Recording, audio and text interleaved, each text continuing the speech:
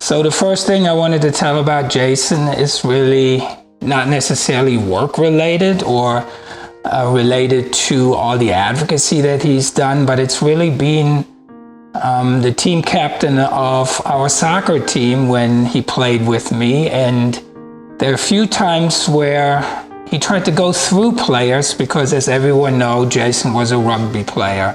And I had to tell him that in soccer, you don't go through people. You go around people.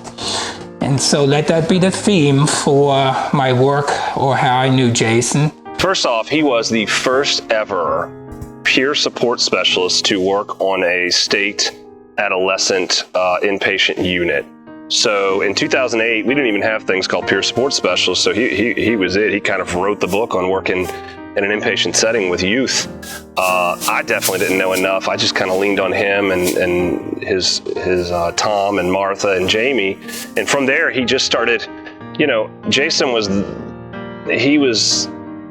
working one of the most difficult positions that I've ever had anybody work in.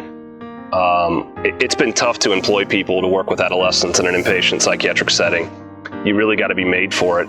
And his passion and ability to do that and reach the kids and care about the kids far exceeded anybody that we ever employed. My first support group was at St. Tammany Lakeview. It was at Lakeview at the very beginning. We had support group there, and he got me. I don't remember. I went on my own. I had the courage to go. I don't know how. I had to do something about it and get some help. And then he was the one leading the group and just brought me in and, talked to me about it and just eased me into doing the groups, and participating in them. So he was a big advocate for me. And therefore, I've always had a great amount of respect for people who work with children and adolescents, simply because it's something that I'm not geared for.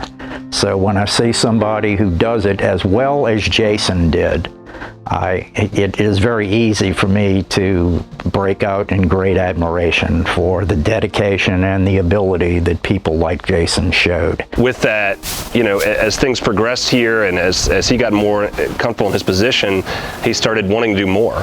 He'd come to me and he'd be frustrated with things because he was trying to advocate for kids, and we couldn't always do what we wanted to do at a large state hospital. And he ended up getting in more and more leadership roles. So I remember one time, he'd shown his frustration with me about a certain part of the system, which I shared. And I'm like, look, fine, you come in here and help me. And that was kind of my reaction. And he's like, well, okay, I'll do it. And he did. And that's how he got into the leadership roles. He wasn't scared to take things on. And of course, as part of that, he really participated in something that we didn't realize how important that was, simply to give clients a seat at the table. Jason was in the morning meeting. He was fairly quiet, but he would definitely pull us aside afterwards and talk to the treatment team about specific clients, specific needs. He spent a lot of time with the adolescents. He played ball with them, and he knew really what was going on with them. And that really sort of laid the foundation later for the other work that Jason really did. And that was just that was the roots of being an advocate, right?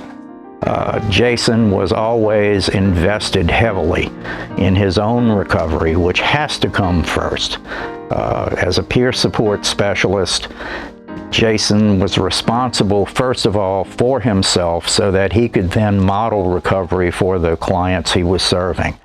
And again, he did just a marvelous job. So I think he fused those two qualities, wanting to learn, wanting to know more, going back to school, with helping people who had just fallen on their back. And that really, to me, encapsulates Jason and why for this award, I think he's just a perfect candidate. So it was great to be able to have somebody who A, wasn't scared to take on a challenge, but B, I knew at the very end of the day, no matter what, he would always advocate for the clients, and he would always approach things with the best interests of people living with mental illness.